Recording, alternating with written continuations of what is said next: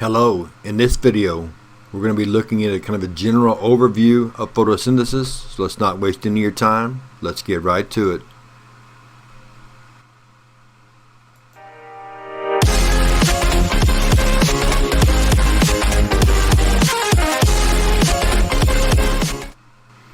Now when we're thinking about photosynthesis, we want to recognize that it's got two parts.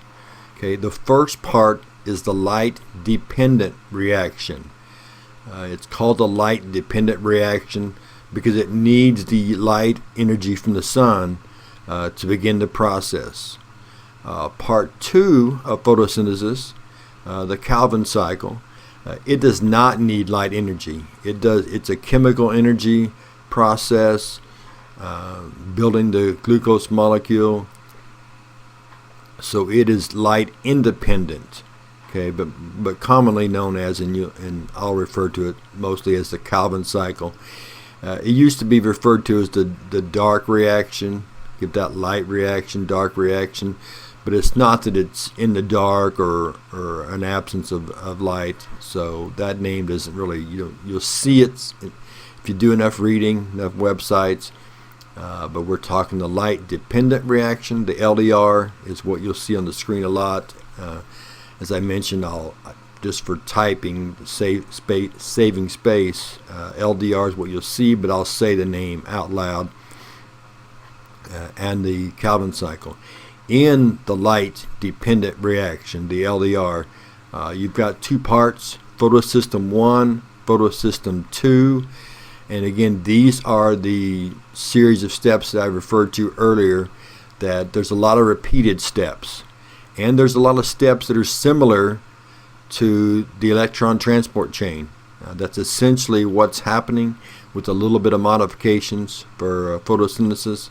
But the idea of making ATP, taking those electron carriers, again, once we'll see those people once again, or those objects once again, with a little addition, the NAD plus molecule that we talked a lot about in cellular respiration now has a phosphate on it, so it's NADP, but it's going to get reduced just like in cellular respiration because it's going to be carrying those H's, okay, taking those electrons to the places that they need to go. And again, the Calvin cycle, making more ATPs. And of course, those ATP molecules that are made in the LDR, the light-dependent reaction, are going to be causing that endergonic-exergonic reaction to where it's being built, so it's endergonic, but when it's broken apart in the Calvin cycle to supply that energy, now we've got an exergonic reaction. So it's that coupled reaction, coupled pathways that we talked about in cellular respiration, to where the first transaction makes, and when it's broken apart, it supplies energy for that. So again, the idea of these things happening in tandem will continue.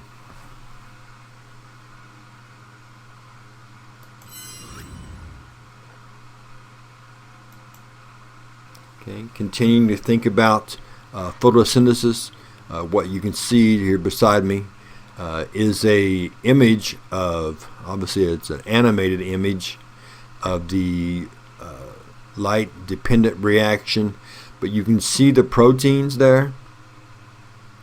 You can see the electrons moving through the process. You can see H's going through proteins, and to the far left, far right I should say, you can see the ATP synthase protein with H's going through it and ATP being made.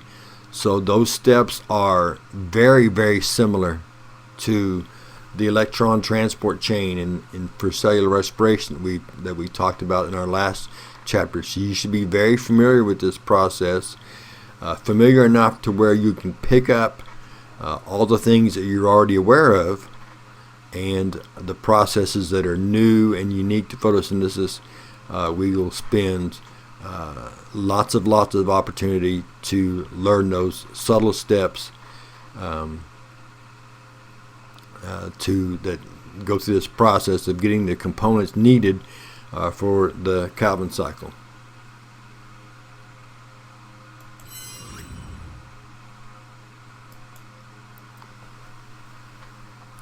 Okay, so the light-independent reaction, better known as the Calvin cycle, again, you can see that it's circular, just like the Krebs cycle was.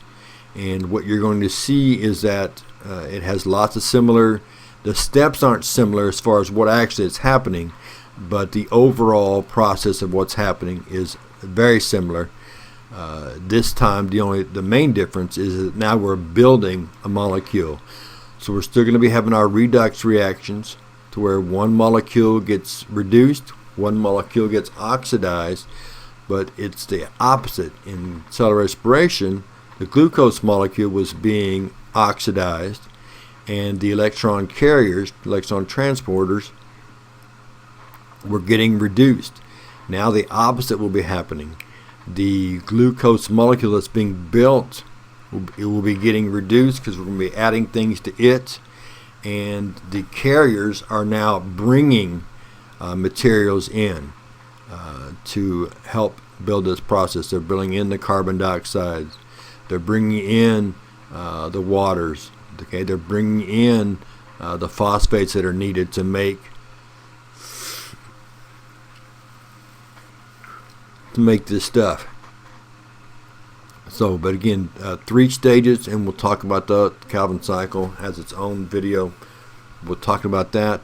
But the idea of carbon fixation, in other words, it's going to be taking carbon dioxide and breaking it apart, and then slowly adding those carbons to the glucose molecule. Now, the Krebs cycle was just once around, and it got its job done and got ready for the next one. But the Calvin cycle is different in a way that it takes lots of spins around the cycle to get this built. It adds a carbon molecule.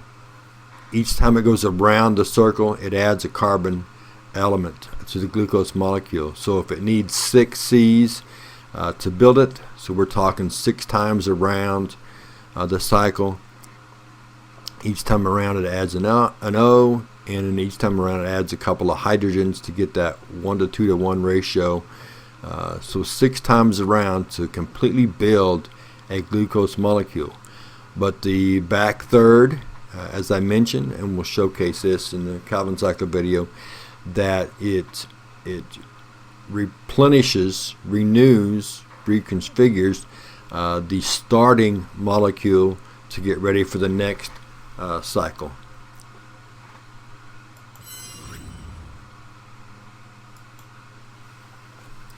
Okay, some other concepts to think about with photosynthesis is the relationship between the different variables of this process, the components, and the plants themselves.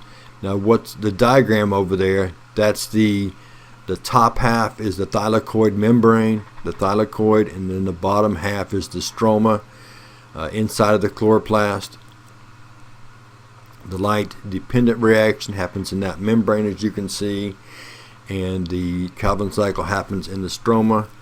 But back to the relationships, it relies on the sun's light energy. Okay, that's super important. So if that light energy is increased, in other words, we get more of it, then we're going to increase the photosynthetic process. If we decrease that, the opposite then happens. We're going to decrease how much photosynthesis we can occur. Excuse me. Same with the carbon dioxide that we need for those C's and O's. If we increase the amount that we have, then we can increase how much we make. And if we decrease that, we're going to decrease the amount that we make. Well, that's our overview of the process of photosynthesis. When we come back next time, we're going to start to look at the chlorophylls and the pigments. So we'll see you then.